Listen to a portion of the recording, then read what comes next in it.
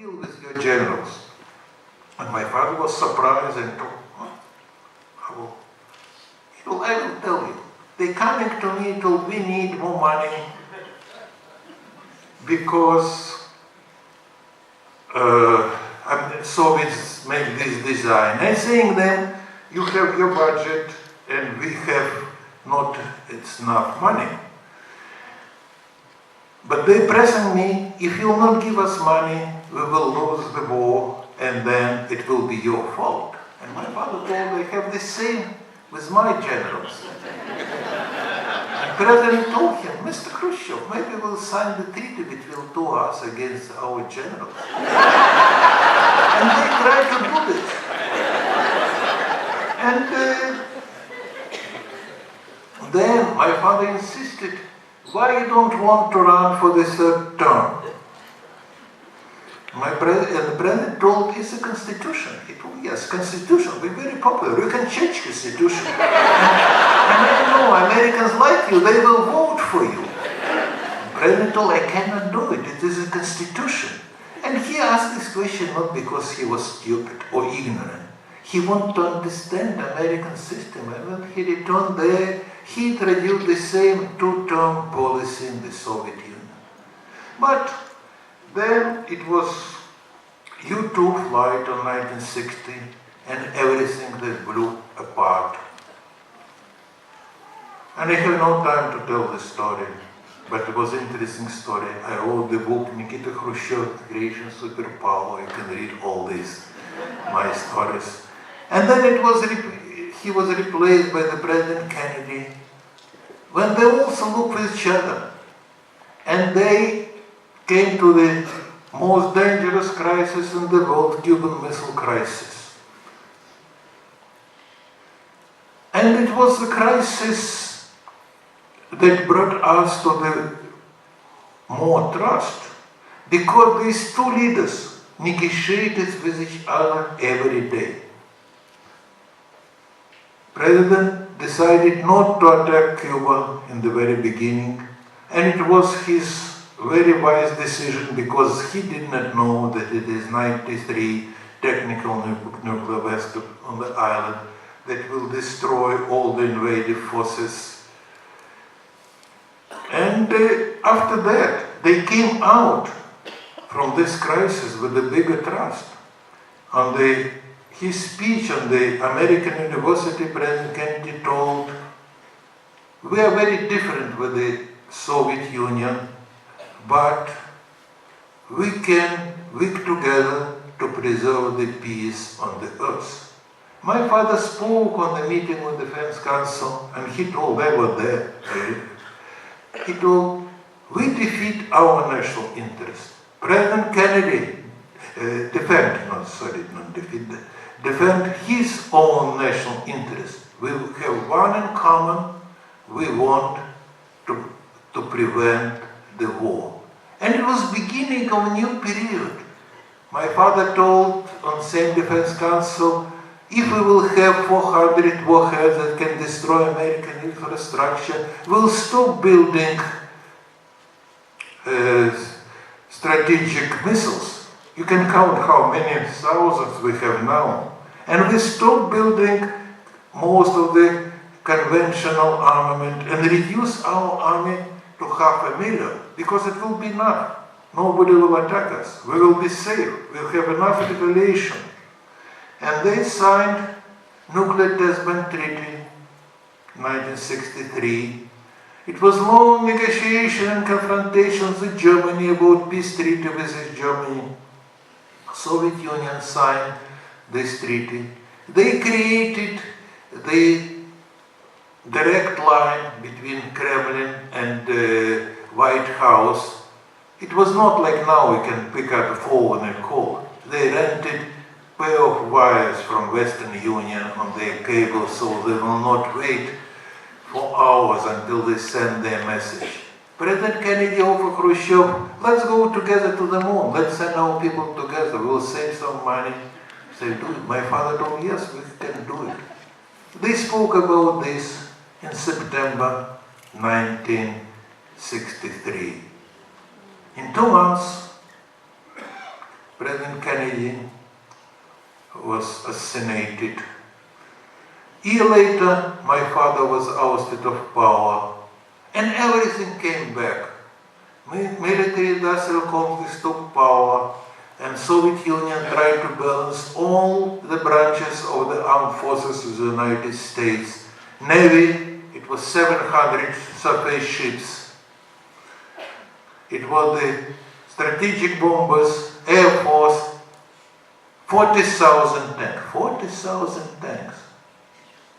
And what happened, what my father told to his generals, if we will satisfy you, you will defeat us. Not Americans, you will defeat us. You will leave us without pencils. What happened with the Soviet Union? Because it was too big military budget. By the way, United States military budget is also too big now, from my understanding. Would they be in power longer to the end of the 60s? Maybe they will bring the Cold War to the end at that time. But the fate was different, and they prolonged the Cold War another 2 decades. Then Soviet Union disappeared, and now we live in another world, not less dangerous. And now it was not easier to rule this world, because it was very difficult to rule this world. And we need strong leaders on the both sides that can look in the eyes of each other and to ask the question themselves, can we deal with the people or not? If can with them, then on this condition we can deal. And if you will negotiate this way, it is no such crisis that you can resolve. Now I will stop because I talked too long, and now I am ready to answer your questions. Related with my talk, not related with my talk, good or bad. It was no bad questions. If you ask me bad question, I will give you bad answer. Nothing else. Thank you very much.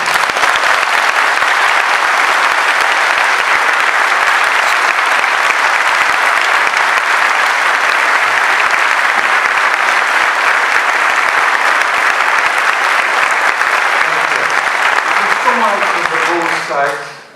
And who will conduct, who will speak, me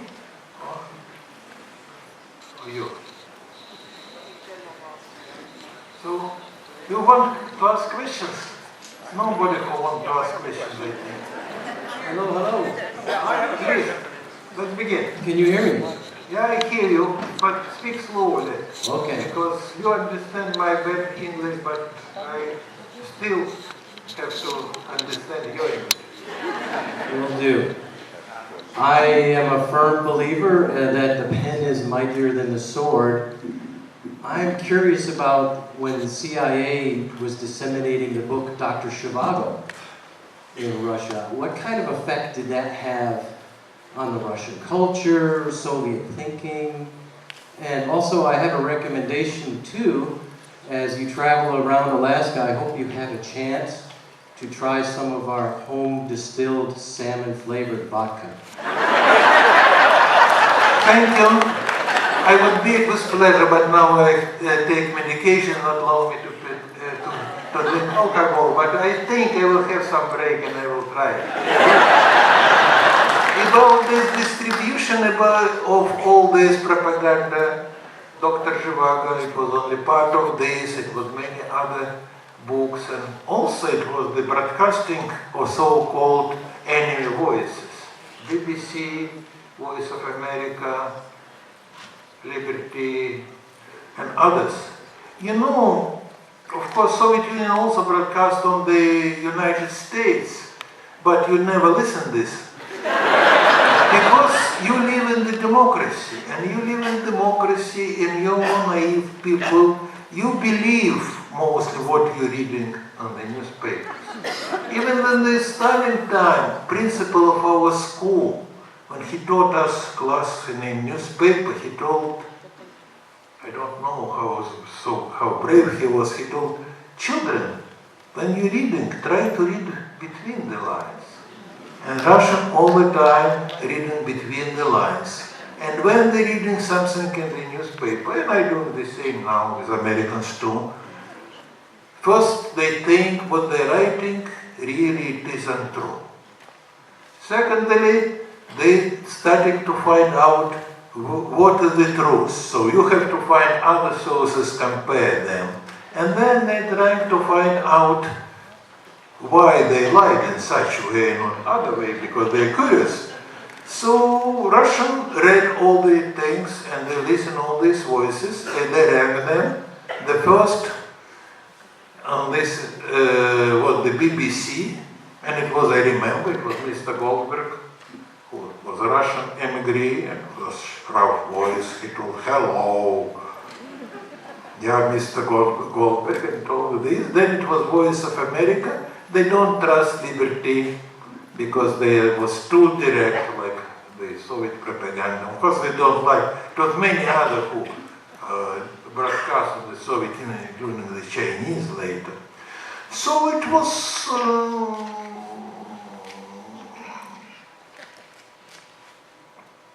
something that put some influence on the Russians. And after the Cold War, when the Russia became more open and they visited the Western world, not first time, then second time, and then many people told, you see, we don't believe Soviet propaganda, but most of the things that they told of the West was true, and we never trust them. So it was effective. You haven't mentioned anything regarding communist ideology and your father's and his... What does mean communist ideology? Well, Marxist-Leninism. Huh? Marxism-Leninism. You're talking just its words. What? But it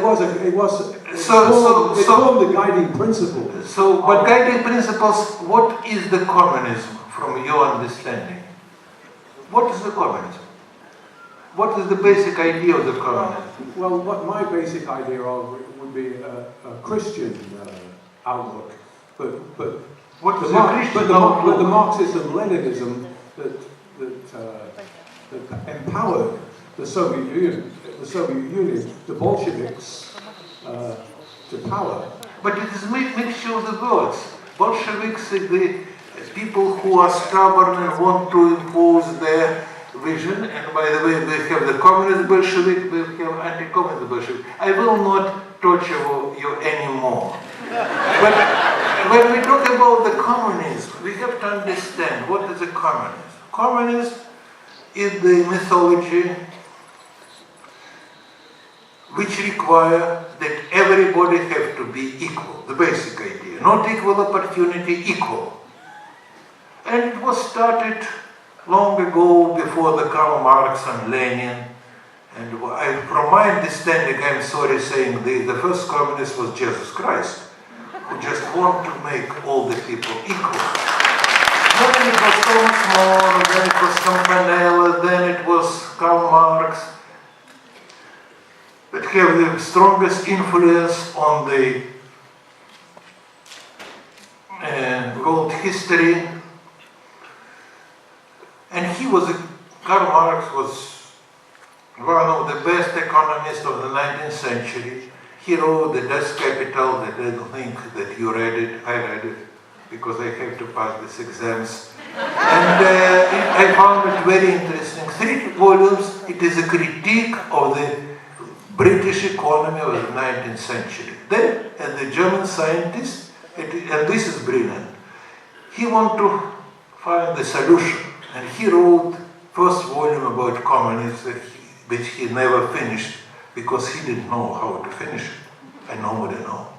And he told that everybody have to be equal. It will be no government. By the way, the Republicans saying the same, it will be no government.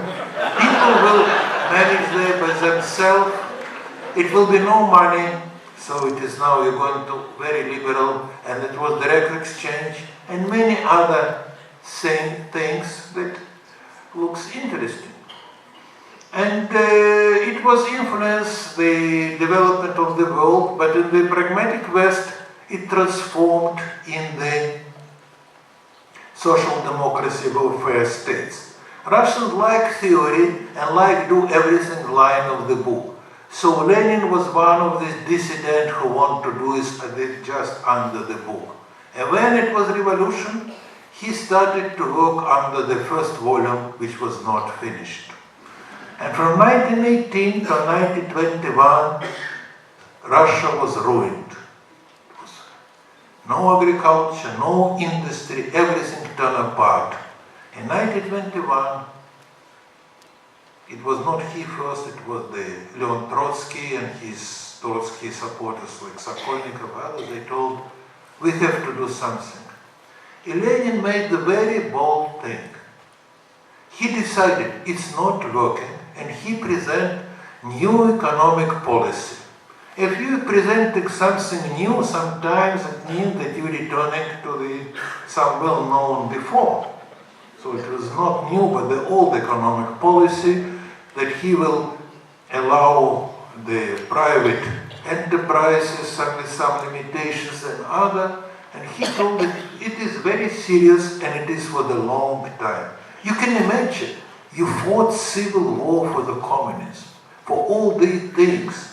And now all these people against you fought now reappeared. And they became wealthy. And they're living much, much better than you are. And you did the saying that we have to accept this. It was stronger position, but Lenin was strong and he told we have to do it.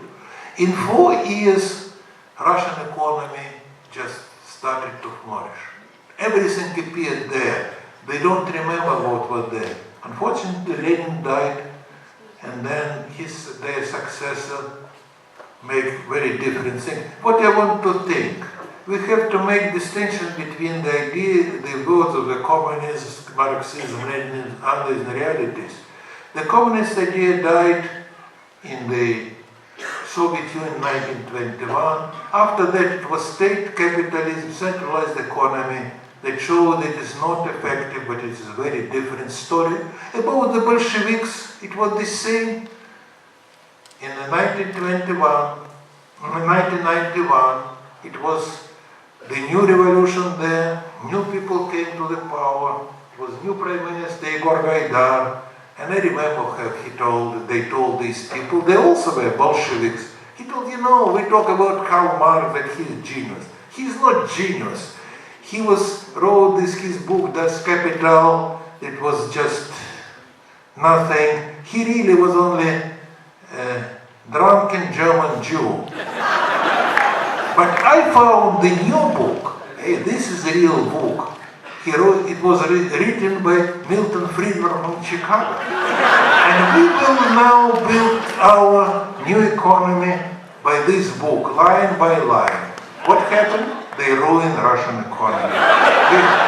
Because you have to do yourself. You have to think yourself. When you read book, you mustn't follow what you have to make your own decision. I don't think that your own business. You're just reading some book and then making a decision and they blaming the author that you was wrong. So, more questions? Yeah. Dr. Khrushchev, I have a question regarding Ukraine. It's a two-part question.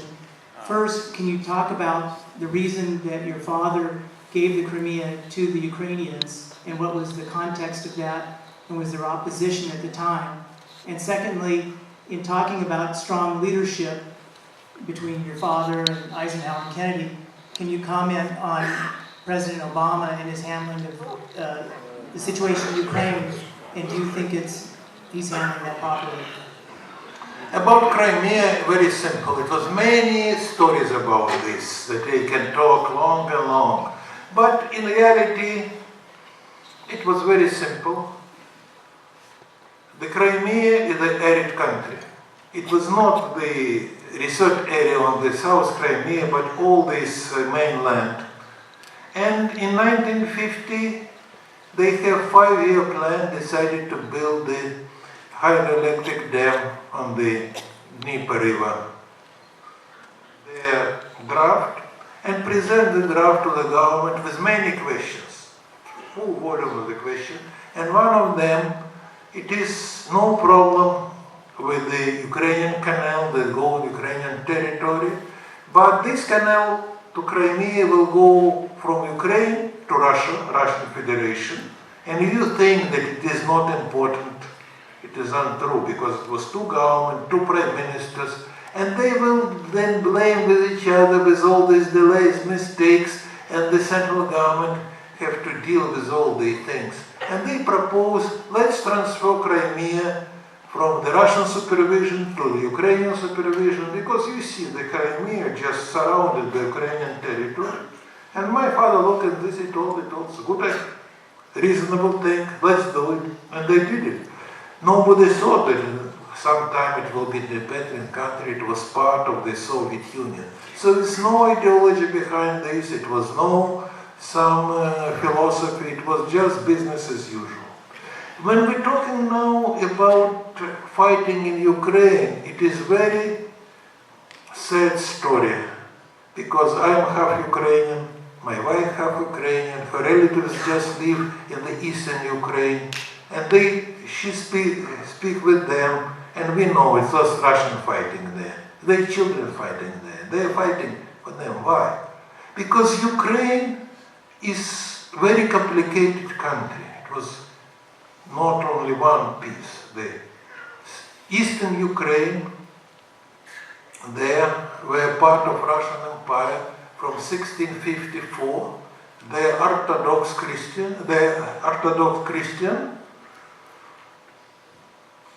And they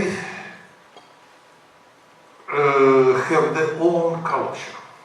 The Western Ukrainian, they, for all this history, they have the branch of the Catholicism. They're not pure Catholics, but so it was difference like Shia and Sunni in the Iraq. And they was part of the Austro-Hungarian Empire, then part of Poland, and they became part of Ukraine only in 1945. And they didn't like each other.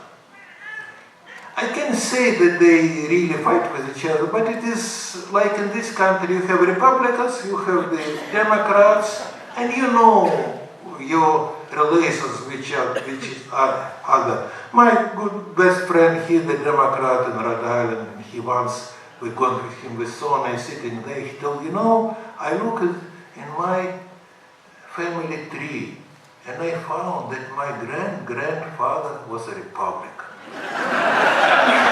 and I just smile on him. It's the same. They were born together like here by constitution. First, Ukrainian president was from the west, second from the east, third from the west, fourth from the east, fifth have to be from the west. But different forces didn't want to wait, and they took the power by force.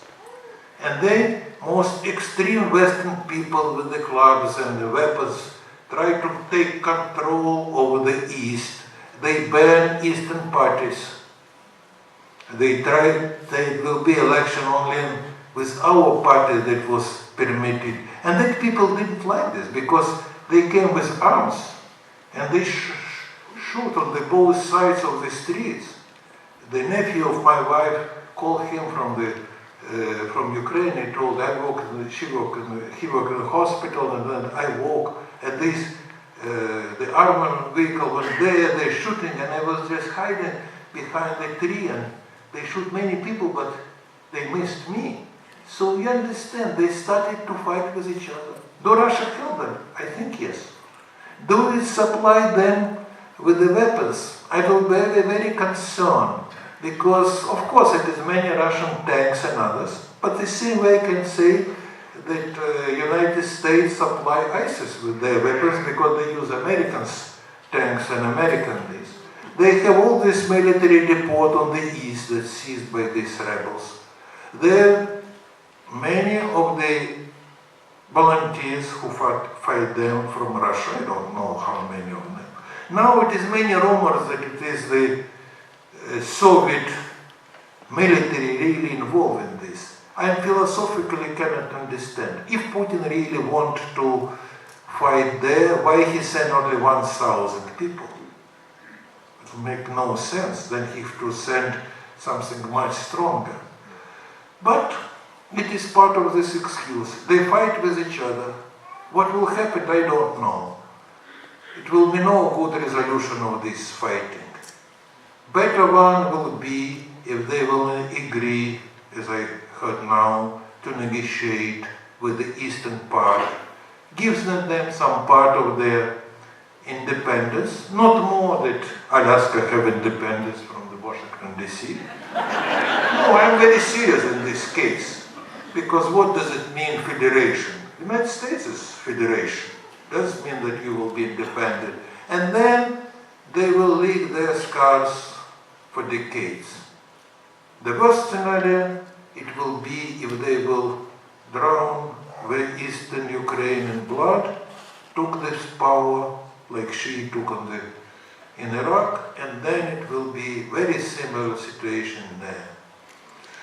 It depends of the wisdom of the Ukrainian leaders, and depend would be able Russian and Western leaders work together, putting pressure on both sides of Ukraine. Please negotiate. They now name Eastern Ukrainians as the terrorists.